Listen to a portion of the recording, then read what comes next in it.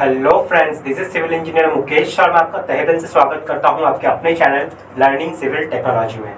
आज के वीडियो में हम लोग इंटरव्यू से रिलेटेड कुछ क्वेश्चंस के बारे में यहाँ पर देखने वाले हैं, जो कि आपसे अक्सर पूछे जाते हैं आपके इंटरव्यू में, जिस पे हम लोग एकदम डिटेल में यहाँ पे बात करने वाले हैं। और आपको आईएएस कोड पे भी जाके बताऊंगा कि कहाँ पे ये क्लॉज आपको मिलेगा, ताकि जब इंटरव्यू में आपसे वो चीज़ पूछा जाए तो आप उसका जवाब दो with clause, with IAS code. कहाँ पे लिखा है, कहाँ पे ये मेंशन है। आज का वीडियो पूरा इंटरव्यू से रिलेटेड है। जो बंदे यहाँ पे न्यू है, मैंने प्लेलिस्ट बना के रखी है इंटरव्यू के ऊपर, जिसपे हजारों क्वेश्चंस आपको मिल जाएंगे। जैसे आपको जी टाटा, एनएचएआई में, एफकॉन्स में, सिफ्टेक में, बहुत सारे गैमन में, इस सब जगह पूछे गए हैं, आईटीडी में, एलएनटी में, इन सब जगह पूछे गए हैं। उसी से रिलेटेड आपको क्वेश्चंस, प्रैक्टिकल साइड से रिलेटेड या आईएएस कोड से रिलेटेड आपको क्वेश्चन मिल जाएंगे। हजारों में क्वेश्चन मिल जाएंगे।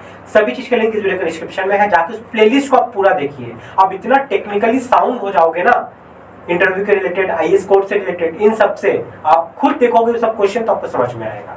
जाकर उन सबको जरूर देखिएगा। आज का वीडियो स्टार्ट करते हैं। स्टार्ट करने से पहले आप इस चैनल पे अगर न्यू है तो चैनल को सब्सक्राइब जरूर कर लीजिएगा, क्योंकि मैं यहाँ पे एकदम प्रैक्टिकल जो फील्ड से रिलेटेड क्वेश्चंस होती है, साथ में जो आईएएस कोड से रिलेटेड क्वेश्चंस होती है, मतलब जो इंजीनियर को पता होना ही चाहिए, वही सब चीज यहाँ पे आपके लिए मैं लेके आता हूँ। और वीडियो पसंद आए तो एक लाइक करके जरूर जाइएगा और शेयर जरूर कीजिएगा। लास्ट वीडियो में मैंने आप लोग से एक सवाल पूछा था, जिसका जवाब चलिए सबसे पहले जान लेते हैं। तो लास्ट वीडियो में मैंने आप लोग से एक सवाल पूछा था, what should be the range of consistency of concrete in flow table test. Flow table test करने के दौरान जो हमारा रिजल्ट आता है कंसिस्टेंसी ऑफ कंक्रीट का, उसका रेंज क्या होना चाहिए as per IAS code 1199/2018 part 2 के अकॉर्डिंग।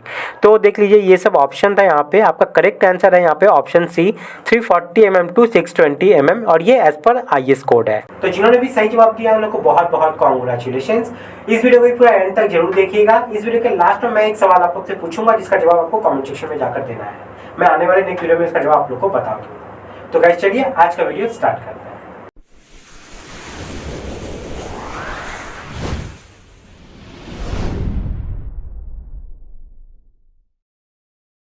तो यहाँ पे सबसे पहला सवाल जो पूछा गया था वो है maximum size of coarse aggregate. जो भी हम लोग कंक्रीट कास्टिंग करते हैं, चाहे वो कॉलम के लिए, बीम के लिए, स्लैब के लिए, जो भी हम लोग करते हैं, उसमें जो हम लोग एग्रीगेट यूज करते हैं, पत्थर की बात हो रही है यहाँ पे, कोर्स एग्रीगेट की, उसका मैक्सिमम साइज कितना होना चाहिए, मतलब उससे ज्यादा नहीं होगा। समझ में आ गया? वो बहुत वर्स्ट कंडीशन है तो मैक्सिमम उतना जाएगा। अब मेरे हिसाब से नहीं, आईएएस कोड के हिसाब से कितना होना चाहिए। तो फॉर्मूला इसका देख लीजिए, होता है मिनिमम थिकनेस ऑफ मेंबर,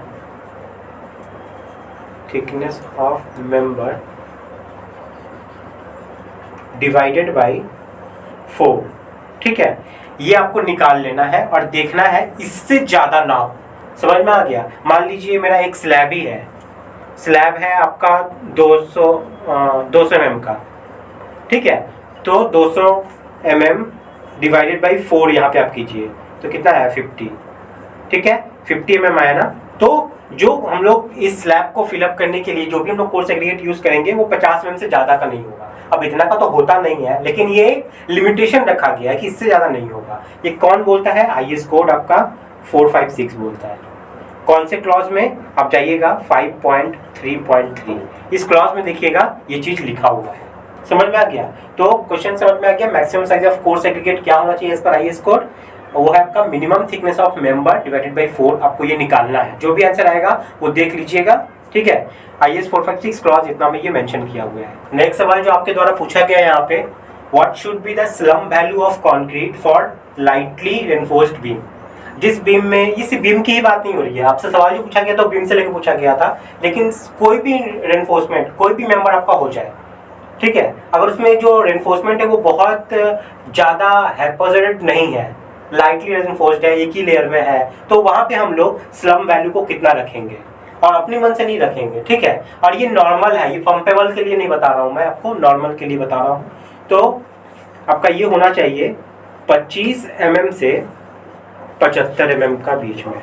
ठीक है, आप इतना रखते हो तो कोई दिक्कत नहीं है, आप 70-75 रखिए, उससे ज्यादा नहीं जाना है। ये आईएएस कोड का रिकमेंडेशन है। ठीक है, लेकिन पंपेबल होगा तो इतना में तो नहीं चलेगा, आपको ज्यादा ले जाना पड़ेगा।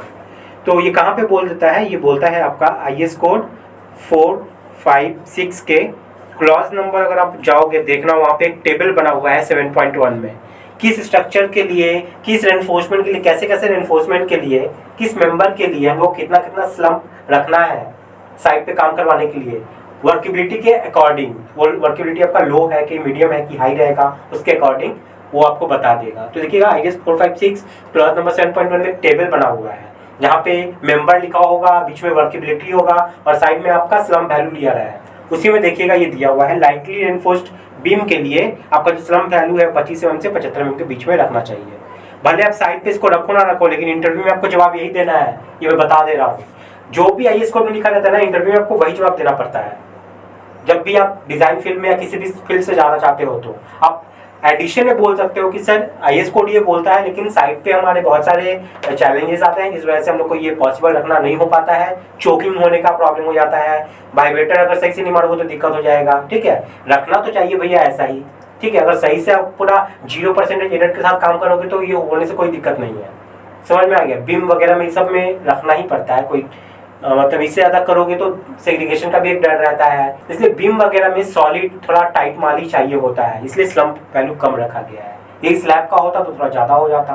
ठीक है, लेकिन लाइटली रेनफोर्स के लिए स्लैब में भी यही रिकमेंड किया गया है 25 से 75। ठीक है, चलिए नेक्स्ट सवाल की तरफ आगे बढ़ते हैं। तो आप लोग का नेक्स्ट सवाल था यहाँ पे minimum grade of concrete in tidal zone. ठीक है, टाइडल जोन जो होता है वहाँ पे हम लोग कौन से ग्रेड का कॉन्क्रीट यूज करेंगे। तो सबसे पहला तो क्वेश्चन आएगा कि सर ये टाइडल जोन है क्या? वो जोन जहाँ पे आपको पानी से डायरेक्ट कांटेक्ट हमेशा रहे, केमिकल वगैरह इंडस्ट्रियल एरिया जैसे हो गया, ठीक है, या कोस्टल एरिया वगैरह ऐसा हो गया जहाँ पे पानी एनी टाइम रहता ही है, जहाँ पे पानी का लेवल जो है वो अप है, ठीक है, वाटर लेवल जो है वो अप है, या जहाँ पे इंडस्ट्री, यहाँ पे केमिकल हमेशा निकलता रहता है और चारों तरफ नीचे में बंजर जमीन जिसको हम बोल सकते हैं, जिसपे केमिकल का छिड़ाव है चारों तरफ से, उसको। तो ये मैं अपने हिसाब से नहीं बोलता हूँ। अगर आप IAS कोड 456 का अगर आप टेबल नंबर 3 देखोगे तो उसमें देखिएगा जो एक्सट्रीम एक्सपोजर कंडीशन है उसमें बताया गया है टाइडल जोन का मतलब क्या है। ठीक है, एक्चुअली IAS 456 टेबल 3 में moderate condition, mild condition, extreme condition, ये सब क्या है यही बताया गया है। तो वहीं पे देखिएगा टाइडल जोन के बारे में बताया गया है और ये आता है आपका एक्सट्रीम कंडीशन के ये में कैटेगरी में। माइल्ड, मॉडरेट, एक्सट्रीम होता है ना, तो वही एक्सट्रीम। ठीक है, ये एक्सपोजर कंडीशन में आपका ये टाइडल जोन आता है। तो पहले तो ये समझ में आएगी कि टाइडल जोन कौन सा होता है, किस एरिया को कहा जाता है। अगर वैसा जोन है, अगर आप कंस्ट्रक्शन करते हो तो वहाँ पे मिनिमम जो ग्रेड ऑफ कॉन्क्रीट आप ऑप्ट करोगे वो कितना करोगे, वो IAS कोड आपका बोलता है। अगर आप IAS कोड 456 ही देखोगे और इसका आपको टेबल देखना है 5, टेबल 5 में अगर आप देखोगे ये L, ठीक है, टेबल 5 में अगर आप देखोगे तो इसमें बता दिया गया है और ये आपका होना चाहिए ऑलवेज M40। ये आपका मिनिमम है, मैक्सिमम तो डिजाइन के ऊपर आपका डिपेंड करेगा, लेकिन मिनिमम आपका M40 रखना पड़ेगा IAS 456 टेबल 5 के हिसाब से। तो समझ में आ गया आपका कॉन्क्रीट के लिए ये वाला। और एक चीज याद रखिएगा, ये जो M40 में बोल रहा हूँ ना, ये RCC के लिए बोल रहा हूँ, PCC के लिए नहीं बता रहा हूँ यहाँ पे।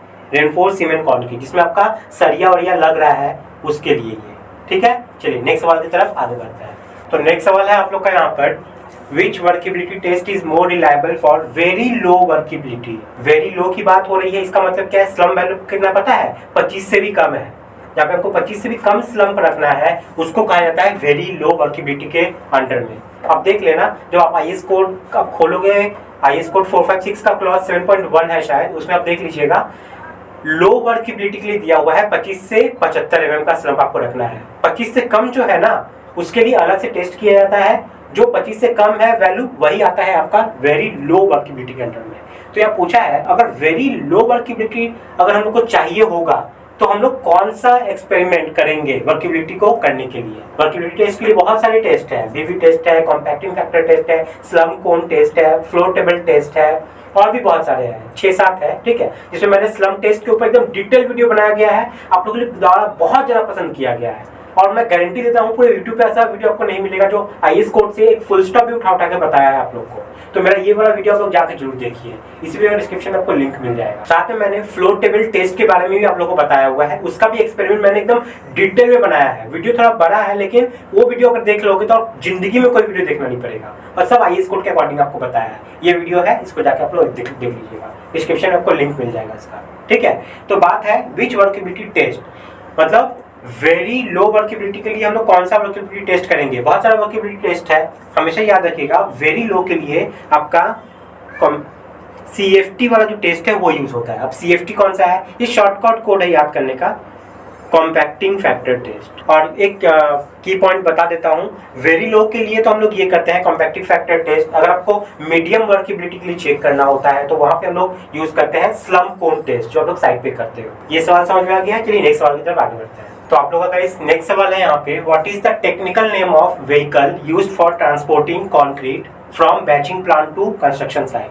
हम लोग RMC रेडी मिक्स कंक्रीट जो मंगाते हैं बैचिंग प्लांट से अपने साइट पे, तो कंक्रीट जिस ड्रम में देखते हो ना, ड्रम वाला एक रहता है, जैसे आप यहाँ फोटो देख पा रहे हो, इस टाइप का व्हीकल आपके साइट पे आता है। इसका टेक्निकल नेम क्या है?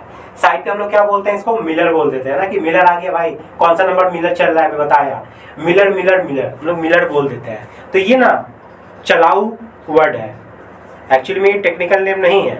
अगर आप एक इंजीनियर हो तो टेक्निकल नेम उसका पता होना चाहिए, और बहुत ही सिंपल है। इसका नाम है ट्रांजिट मिक्सचर, ठीक है, ट्रांजिट मिक्सचर। उसको मिलर नहीं बोलते हैं, उसको ट्रांजिट मिक्सचर बोलते हैं, जिसमें कंक्रीट हमारा आता है। अब आपके मन में एक सवाल आया कि ट्रांजिट मिक्सचर ये है, आप लोग नॉन ट्रांजिट भी सुने होंगे जरूर, ठीक है। तो नॉन ट्रांजिट मिक्सचर कौन सा होता है? ट्रांजिट का मतलब क्या है? जिसको हम लोग यहाँ से वहां ले जा सके, ले आ सके, ठीक है, ट्रांसफर कर सके, वही इसको बोल रहा है। जिसको हम लोग ट्रांसफर नहीं कर सकते हैं आसानी से, ठीक है। तो आप लोग देखना, एक दो तला जब कास्टिंग होती है, 2-3 तला कास्टिंग होती है, तो हम लोग होता है ना एक जो मैनुअली हम लोग ठेल के ले जाते हैं, वो 2-3 लेबर रहते हैं, वो लोग मैनुअली ठेल के ले जाते हैं। फिर वहीं पे हम लोग क्या करते हैं, नॉमिनल मिक्स जिसमें हम लोग करते हैं, सारा बालू पत्थर गिट्टी डाल के मिक्स करके नीचे गिरा, और फिर मैनुअली क्या करते हैं, हेड लोड के थ्रू उस कंक्रीट को हम लोग ले जाते हैं और ढलाई करते हैं। उसी को कहा जाता है नॉन ट्रांजिट मिक्सचर। ये सब फोटो में यहाँ पे देख पा रहे हैं, इसी को कहा जाता है नॉन ट्रांजिट मिक्सचर। तो ट्रांजिट नॉन ट्रांजिट आपको समझ में आ गया। तो ये था आज का इंटरव्यू का सवाल जो आप लोगों के द्वारा पूछा गया था। मैं कैटेगराइज कर रहा हूँ, जनरली जो आज का सवाल था सब 4, 5, 6 से ही था। लास्ट वाला सवाल सिर्फ 4, 5, 6 से आपका नहीं था, ठीक है, बाकी सब IAS कोड 4, 5, 6 से ही था। तो इसी तरीके के सवाल आप लोग मुझे भेजते रहिए, मैं जवाब खोज के क्लॉज के साथ आप लोग को बताता रहूंगा, ठीक है। तो उम्मीद करते हैं आप लोग को सारा चीज यहाँ पे पसंद आया होगा। आज का सवाल आप लोग के लिए क्या है, सबसे पहले उसको देख लेते हैं। आज का सवाल है आप लोग का, list count of total station for angle. Total station से अगर आप एंगल मेजर करते हो तो ये मिनिमम कितना मेजर कर सकता है, कितना डिग्री मेजर कर सकता है, ठीक है, एंगल के केस में। मैं लेंथ की बात नहीं कर रहा हूँ। तो यहाँ पे ऑप्शन देख लो, 1 सेकेंड, 2 सेकेंड, 3 सेकेंड, 4 सेकेंड। तो जिसे भी इसका जवाब पता है जल्दी से कमेंट सेक्शन में जाइए, उसका जवाब जरूर दीजिए। मैं अपने आने वाले नेक्स्ट वीडियो में इसका जवाब आप लोग को बता दूँ। और चैनल को सब्सक्राइब करके नोटिफिकेशन बेल को जरूर दबा दीजिएगा। इससे क्या होगा कि वीडियो आपको ऑटोमेटिक मिल जाए करेंगे। मुझे टेलीग्राम, इंस्टा और व्हाट्सएप ग्रुप मेरा जरूर आप ज्वाइन कर लीजिएगा, ठीक है। वहां से आपको बहुत सारे वैल्यूएबल कंटेंट मिलते रहेंगे, नोट्स वगैरह मिलता रहेगा। गाइस आज के लिए इतना ही है, मिलते हैं नेक्स्ट वीडियो में फिर कुछ न्यू धमाकेदार टॉपिक के साथ। तब तक के लिए बाय, टाटा, जय हिंद।